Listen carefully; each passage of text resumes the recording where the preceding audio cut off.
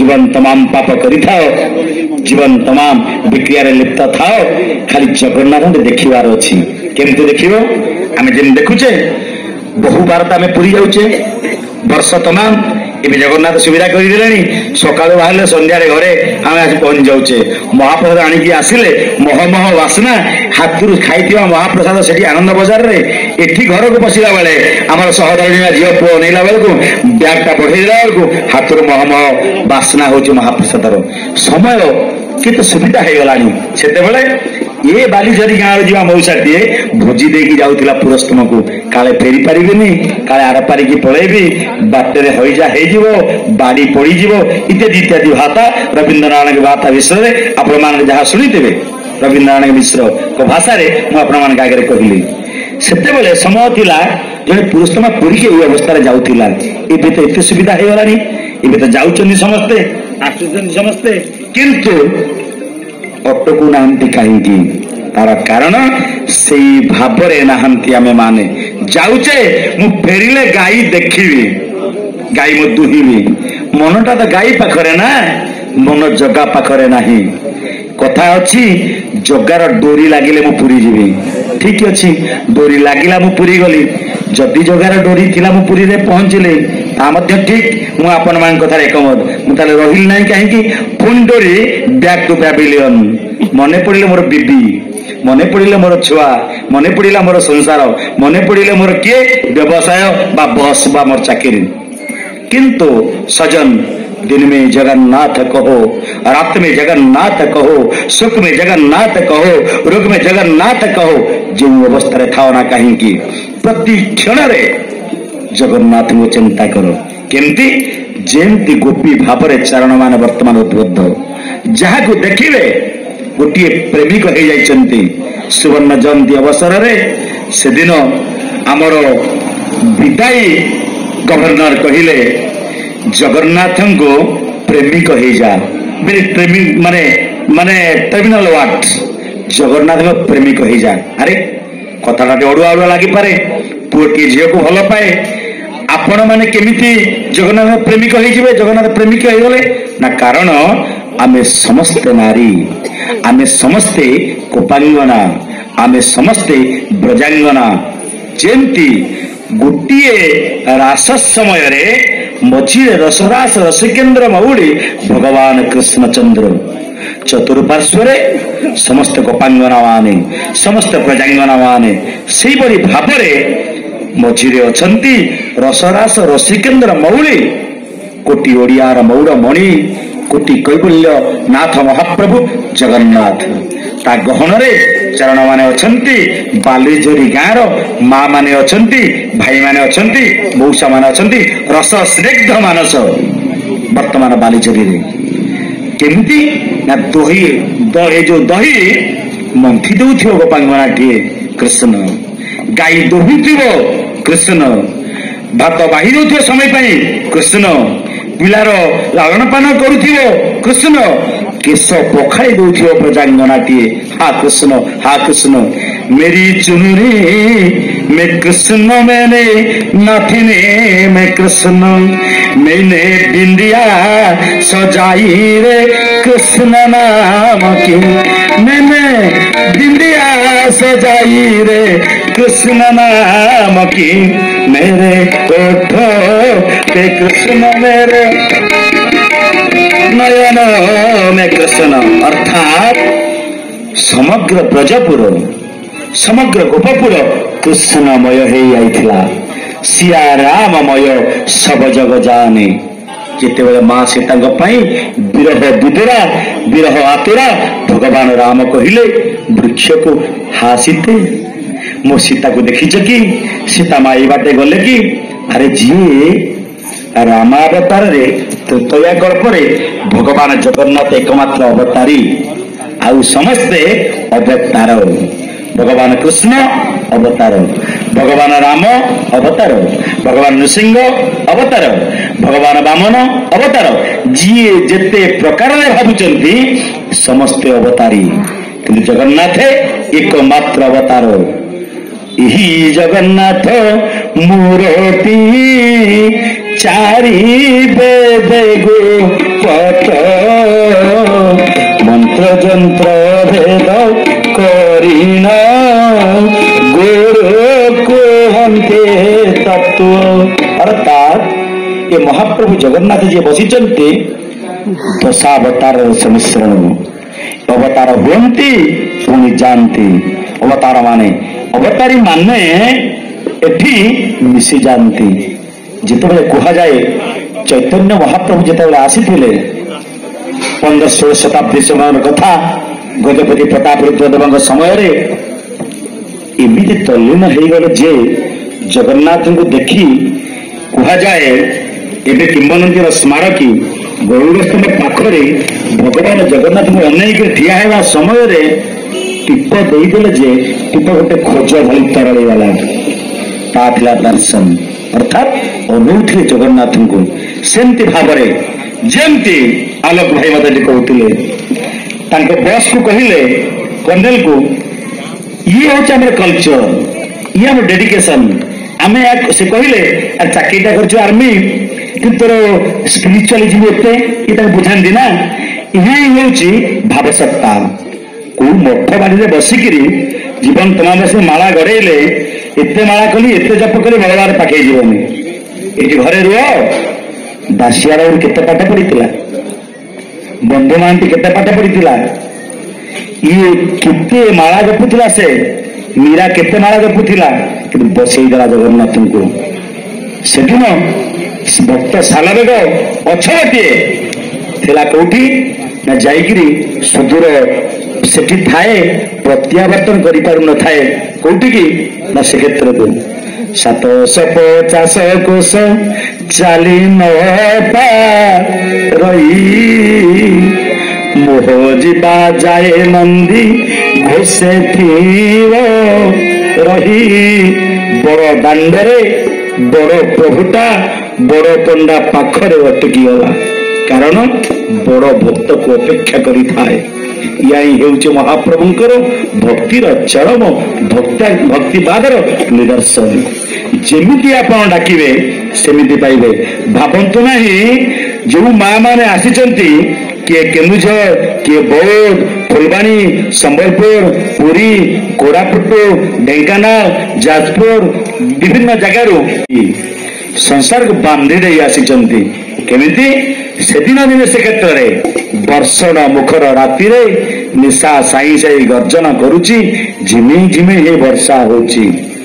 ଗୀତା ପଣ୍ଡା ପେଶା ଯାହାର ଭିକ୍ଷା ବୃତ୍ତି ଅବଲମ୍ବନ କରିବା କଥା। ଏମିତି ଅବସ୍ଥାରେ ବାହାରକୁ ଯାଆନ୍ତେ ବା କିଭଳି ଭାବରେ ଯାଇପାରୁନାହାନ୍ତି ଭିକ୍ଷା ମାଗିବା ପାଇଁ। ଆପଣ ଜାଣନ୍ତି ପଇସା ବାପା ମାନେ ରୋଜଗାର କରନ୍ତି, ରଖନ୍ତି କିଏ? ଫାଇନାନ୍ସ ମିନିଷ୍ଟର ମା ମାନେ। ଯଦି ଟିକିଏ ସେପଟଟା ଉଣା ହେଇଯାଏ ମା ମାନେ ବିରକ୍ତି ହୁଅନ୍ତି। ସ୍ୱାଭାବିକ। ଟିକିଏ ସକାଳେ କହୁଥିଲେ ପାର୍ଥ ଭାଇ, ଆମର ଜୀବନ ଯାହାକୁ ଆଣିଛେ ତାଙ୍କ ପାଇଁ ବି ଡ୍ୟୁଟି ଅଛି, ଯିଏ ଆମକୁ ଆଣିଛି ତା ପାଇଁ ବି ଡ୍ୟୁଟି ଅଛି। ସେମିତି ମାଟିଏ ସଦାବେଳେ ଚାହେଁ ମୋ ଘରଟି ଭଲରେ ରହୁ, ମୋ ଛୁଆ ଭଲରେ ରୁହନ୍ତୁ। ଗୀତା ପଣ୍ଡା ତ ଯାଇପାରୁନାହାନ୍ତି ଭିକ୍ଷା ମାଗିବା ପାଇଁ ନା, ଭୋକ ଆଉଟୁ ପାଉଟୁ ହଉଛି, ପେଟ ପିଠିରେ ଲାଗିଲାନି, କहीं କहीं କାନ୍ଦୁଥାନ୍ତି ବାରମ୍ବାର। ସେତେବେଳେ ସୀମାକୁ ଲଙ୍ଘନ କଲେ, ଆସିଲେ ମା ସେଦିନ ଏଇ ଯୋଉ ମା ଲକ୍ଷ୍ମୀରୁ ଦକ୍ଷିଣ କାଳିକା ପାଲଟି ଗଲେ।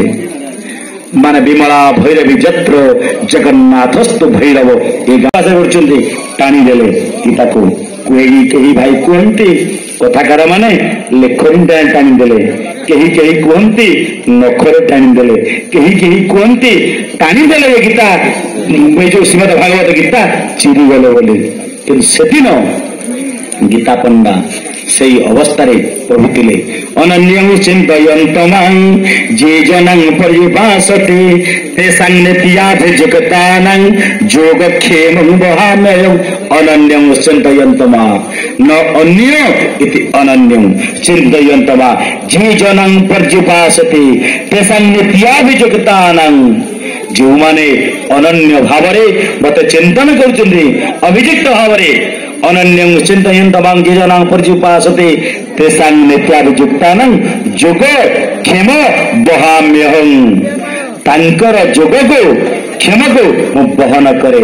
ଅର୍ଥାତ୍ ଯେଉଁ ମା ମାନେ ସୁଦୂର କେନ୍ଦୁଝର ଯାଜପୁର ବାଲେଶ୍ୱର ସମ୍ବଲପୁର ବୌଦ୍ଧ ଆସିଛନ୍ତି, ସଂସାରକୁ ଛାଡ଼ି ଦେଇ ଆସିଛନ୍ତି, ବନ୍ଧା ପକେଇ ଦେଇ ଆସିଛନ୍ତି ଜଗନ୍ନାଥଙ୍କ ପାଖରେ, ତାଙ୍କର ବନ୍ଧନକୁ ଧାରଣ କରିଛନ୍ତି ଜଗନ୍ନାଥ। ତାର କାରଣ ଯିଏ ତାଙ୍କୁ ଯେଭଳି ଡାକେ ସେ ତାର ସଂସାରକୁ ସେଭଳି ଭାବରେ ଚଳାନ୍ତି। ଏପଟେ ଗୀତା ପଣ୍ଡାଙ୍କର ସ୍ତ୍ରୀ ଟାଣିଦେଲେ, ଗାରଟିଏ ପଡ଼ିଗଲା। କାନ୍ଦି କହି କାନ୍ଦୁଥାନ୍ତି ଗୀତା ପଣ୍ଡା। ସେଇ ଯେତେବେଳେ ଅର୍ଦ୍ଧ ମାନେ ଚିତ୍ତିତ ଅବସ୍ଥାରେ ସେହି ସମୟରେ ପୁଣି କବାଟକୁ ଆଉ ଦେଇ ଶୋଇପଡ଼ିଲେ। କିଛି ସମୟ ପରେ, କିଛି କ୍ଷଣ ପରେ କବାଟ ଠକ୍ ଠକ୍ ହେଲା, ଶୁଭାଗଲା। ନନା ଘରେ ଅଛନ୍ତି, ନନା ଘରେ ଅଛନ୍ତି, ଗୋସାଇ ଘରେ ଅଛନ୍ତି, କବାଟ ଖୋଲ। ଦରଜା ଖୋଲିଲେ ଗୀତା ପଣ୍ଡାଙ୍କ ସ୍ତ୍ରୀ। ଅଗୁରୁ ଚନ୍ଦନର ମହମହ ଗୁରୁ ଗୁରୁ ବାସନା ଧରି କଳା ମିଟି ମିଟି ଛୋଟିଆ ପୁଅଟିଏ ଭାରେ ବାହୁଙ୍ଗି ଧରି ମହାପ୍ରସାଦ ଆସି ଦୁଆରେ ପହଞ୍ଚିଗଲା। ଭାବିଲେ କିରେ ଜଗନ୍ନାଥ କେଡ଼େ କୃପାଳୁ, କିଚିମିଚି ସହ ମାନେ କଳା ଅବସ୍ଥାରେ କୁଞ୍ଚୁ କୁଞ୍ଚୁ ନୁଖୁରା ବାଳରେ କାନ୍ଧରେ ଧରିଛନ୍ତି ମହାପ୍ରସାଦ, ଆସି କବାଟ ଠକ୍ ଠକ୍ କରୁଛନ୍ତି। ଗୀତା ପଣ୍ଡା ଖୋଲିଦେଲେ, କହିଲେ କଣ ହେଲା ବାପା? ନା ନନାଙ୍କର ଜଣେ ସାଙ୍ଗ ପଠେଇଛନ୍ତି ମହାପ୍ରସାଦ ଆପଣଙ୍କ ଘରକୁ। ମହାପ୍ରସାଦ ନନାଙ୍କ ଘରେ? ନା ଆପଣଙ୍କ ନାଁ କଣ? ନା ମୁଁ ଜାଣିନି ନନାଙ୍କ ନାଁ କଣ, ନନା ମୋ ହାତରେ ପଠେଇଦେଲେ। ବାପା ଭିତରକୁ ଆସୁନ। ନା ଆସ। ଯିବି। ଆମର ଥିଲା ପରମ୍ପରା, ଏବେ କୋଠା ଆପଣ ଦେଖୁଛନ୍ତି ଘର କରୁଛନ୍ତି, ବାରଣ୍ଡା କାହାର ନାହିଁ। ସେତେବେଳେ ଘର ଥିଲା, ଘରେ ଗୋଟେ ବାରଣ୍ଡା ଥାଏ। କାହିଁକି ନା ଅତିଥି ଅଭ୍ୟାଗତ ଟିଏ ଆସିଲେ ଥକ୍କା ମାରିବ ଏଠି। ମୋର ମନେ ଅଛି, ମୋର ଜେଜେବାପା ମରିଗଲେଣି, ଭାଗବତ ଘରଟି ଆମର ଥିଲା, ଗୋଟେ ଶିକା ଓହଳା ହେଇଥାଏ। ମୁଁ ଦେଖିନି, ସେ ନନା ଯିଏ ପୂଜା କରନ୍ତି କହୁଥିଲେ ତାଙ୍କର ଗଞ୍ଜାମ, ସେ କହୁଥିଲେ ଗଣେଶ ତ୍ରିପାଠୀ ତାଙ୍କ ନାଁ। ଗୋଟେ ଶିକା ଟଙ୍ଗା ହେଇଥିଲା ଏଇଠି, ଛତୁଆ ଆଉ ଗୁଡ଼ ଥାଏ। ଅକସ୍ମାତ ଯଦି କେହି ସାଧୁ ସନ୍ଥ ବାବାଜୀ ଗାଁରେ ପହଞ୍ଚିଗଲା, କିନ୍ତୁ ବ୍ୟବସ୍ଥା ହେଇପାରିବନି ଖାଇବା ପାଇଁ, ଏଇ ଛତୁଆ ଆଉ ଗୁଡ଼ ଶିକାରୁ ଓହଳା ଦେଲେ ସେ ଖାଇକିରି ଯିବ। କେତେ ପରମ୍ପରା, କେତେ ସାଧନ, କେତେ ଚିନ୍ତନ, କେତେ ଚେତନା ଥିଲା ଭରିଥିଲା ଆମ ଉତ୍କଳୀୟ ପରମ୍ପରାରେ। ମୋ ଘର କଥା ମୁଁ ଆପଣଙ୍କୁ କହିଲି। ସେଇଭଳି ଭାବରେ ଯେତେବେଳେ ପିଲାଟି ଭିତରକୁ ଆସିଲା, ଗୀତା ପଣ୍ଡାଙ୍କର ସ୍ତ୍ରୀ କହିଲେ ବାପା ଟିକେ ଭିତରକୁ ଆସ। କାରଣ ଅତିଥି ଚିନ୍ତା, ଅତିଥି ସତ୍କାର। ଅତିଥି ଜାଘ ରୂପା ହୋଡେ, ସେ ପ୍ରାଣୀ ପ୍ରେତ ମୁଖେ ପଡେ। ଛୋଟିଆ ପିଲାଟା ବାହୁଙ୍ଗରେ ଆଣିଛି ଭାର, ତଥାପି ଗୀତା ପଣ୍ଡା ଯିଏ ମାର ଅବସ୍ଥା, ଅତିଥି ସତ୍କାର କରୁଛି। ଇଏ ଭାଗବତ ଚିନ୍ତନ, ଇଏ ଜଗନ୍ନାଥ ଚେତନା। ଡାକିଲା ପୁଅକୁ, ପୁଅ ମୁଣ୍ଡଟି ହଲେଇଲା, କଥା କହିପାରୁନି। ଆଗରୁ କହୁଥିଲା ଯିଏ ନନା ମତେ ଗୋସାଇଙ୍କର ସାଙ୍ଗ ପଠେଇଛନ୍ତି, ଆଉ ପାଟି ଖୋଲି ପାରୁନି, କଥା କହିପାରୁନି। କହିଲା କଣ? ନା ନା ନା ମା ମୁଁ ଯାଇପାରିବି ନା। କାହିଁକି? ବସେଇଲେ ତାକୁ ଗୀତା ପଣ୍ଡାଙ୍କର ମା। କହିଲେ ବାପା ଟିକେ ବସ, ଇତି ପ୍ରସାଦ ଆଣିଛ, ଇତି ସେବା କରିଛ, ଟିକେ ଆମ ଘରେ ସେବା କରିଯିବ। ସେବାର ଅର୍ଥ କଣ? ସେତେବେଳେ ଗରିବ ଲୋକଟିଏ ଥିଲେ, କିଛି ନଥିଲେ ପାଣି ଟିକେ ଦିଏ, କିଛି ନଥିଲେ ଚଟେଇଟିଏ ଦିଏ, କିଛି ନଥିଲେ ମସିନାଟିଏ ଦେବେ। ଆଜିର ସଭ୍ୟତା, ଆମେ ମାନେ ବସୁଛେ ସୋଫା, ବେତ ଚେୟାର, ଡ୍ରଇଂ ସେଟ୍ ତ ନଥିଲା ନା। ସେତେବେଳେ ଅତିଥି ସତ୍କାର ଏଇଆ ଥିଲା।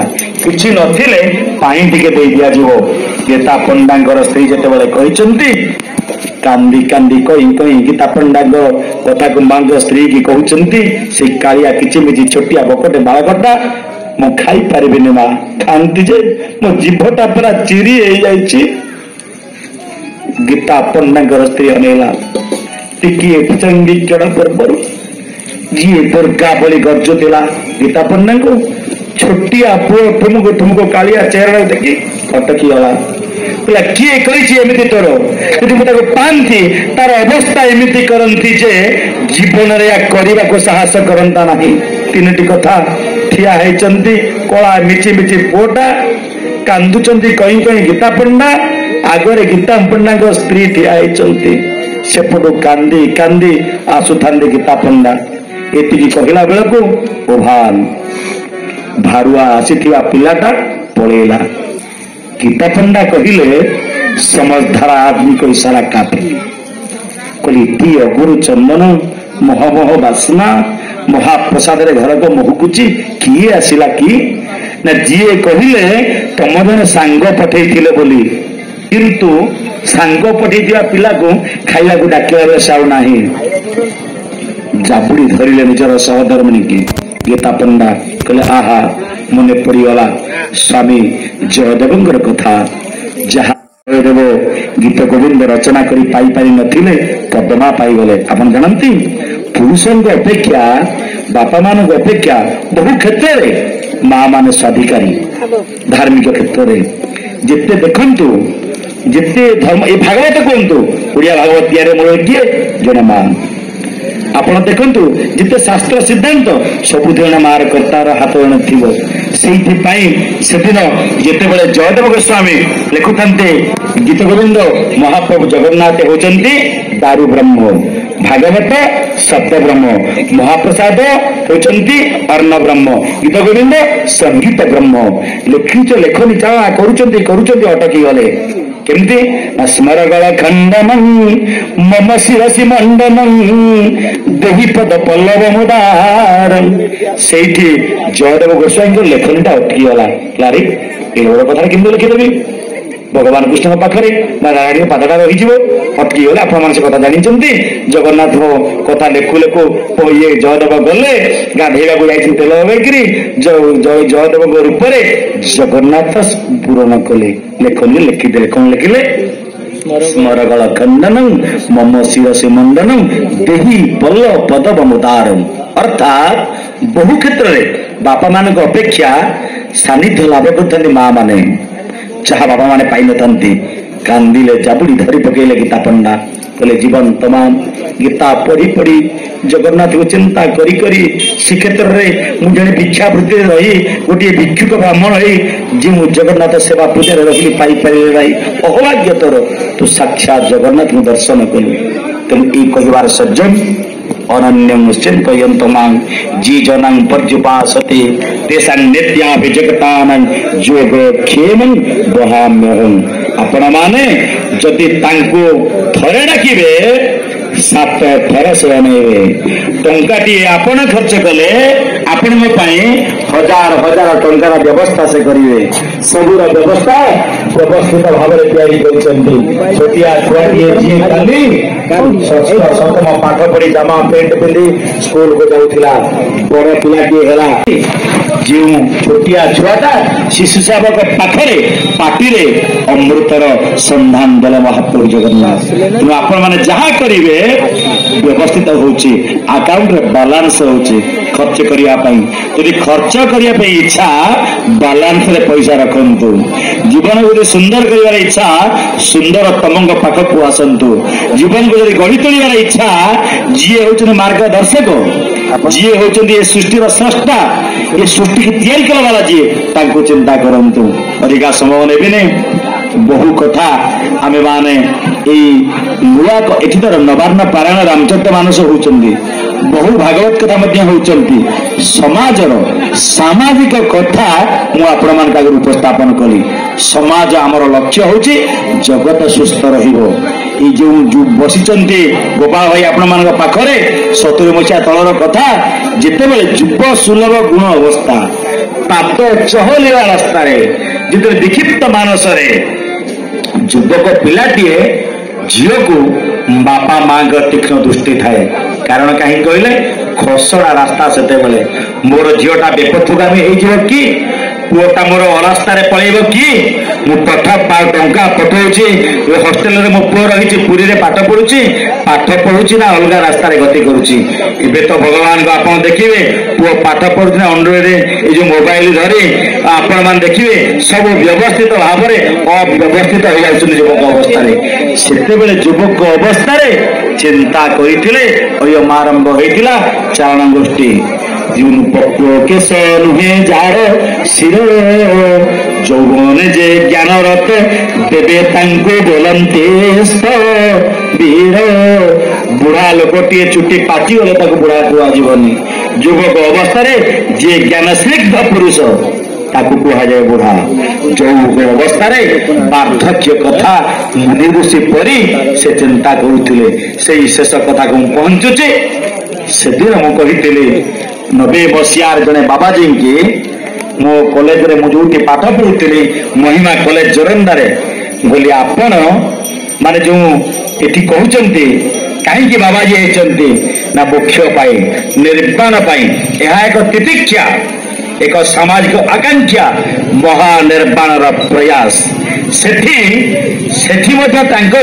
गोटे जाचना अच्छी आकांक्षा अच्छी इच्छा अच्छी लोभ अच्छी मु निर्वाण प्राप्ति हेबी ताहा गोटे लोभ ताहा एक आध्यात्मिक लोभ हो पारे ताहा एक आध्यात्मिक इच्छा हो पारे किंतु चारण चेतना जगत सुस्थ हेब अर्थात मु सुस्थ हेबिनी सेदिनर युवक अवस्था पिला हरि भाई गोपाल भाई वर्तमान गोविंद भाई इमाने जगत को चिंता कले सुस्थ करने जगत असुस्थ अच्छे कि सज्जन अच्छी कायिक मानसिक बाचरिक स्तर में जगत असुस्थ अच्छी से दिन कही पूज्य पंडित सदाशिव रथ शर्मा जगत को कैंसर है अर्थात यार गोटे रिबार्थ दरकार रिनेंसर आवश्यकता अच्छी यार गोटे विवर्तनवादर आवश्यक अच्छी जो विवर्तनवादर फलस्वरूप होउछि चारण गोष्ठी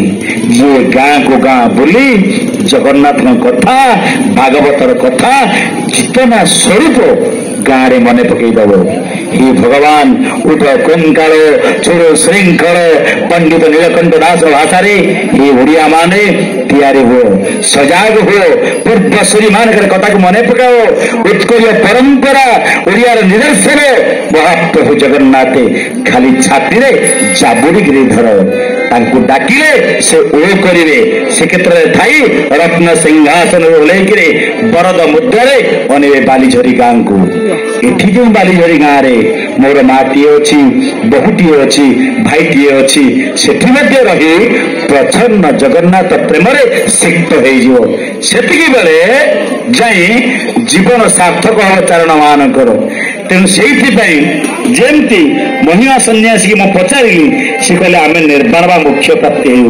आकांक्षा चारण माने आकांक्षा रखी ना जगत सुस्थ हो से महिमा सन्यासी माने कही प्रणिको आरोप देख प्रेमित देखो देखो के बा सहु जीवन पछे नरके पड़ी थाओ जगत उद्धार अर्थात जगत उद्धार होगापाई चारण एक संकल्प प्रपत्या का व्रत खाली पादरे चली चली जगन्नाथ कथा कही कही आमे चलीछु जदि एते उत्सव आपण माने करूचंती 12 यात्रा रे 12 यात्रे 12 मासे 13 यात्रा रे नीलादीपेल गीत तथापि स्वतंत्र यात्रा रे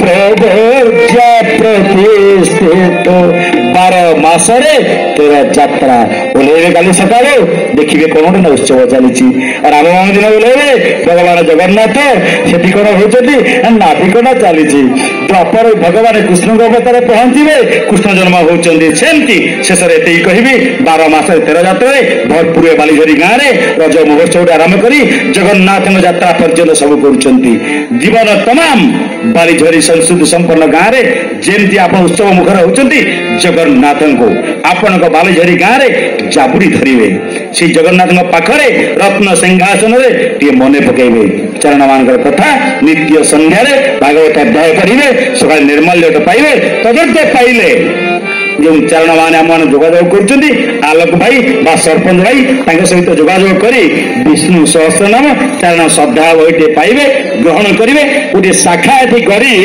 आपण मैंने आज कर उत्सव समय आपण सार्थक हम जगन्नाथ को चिंता करेंगे ये कह वाणी विराम दूसरी जय जगन्नाथ।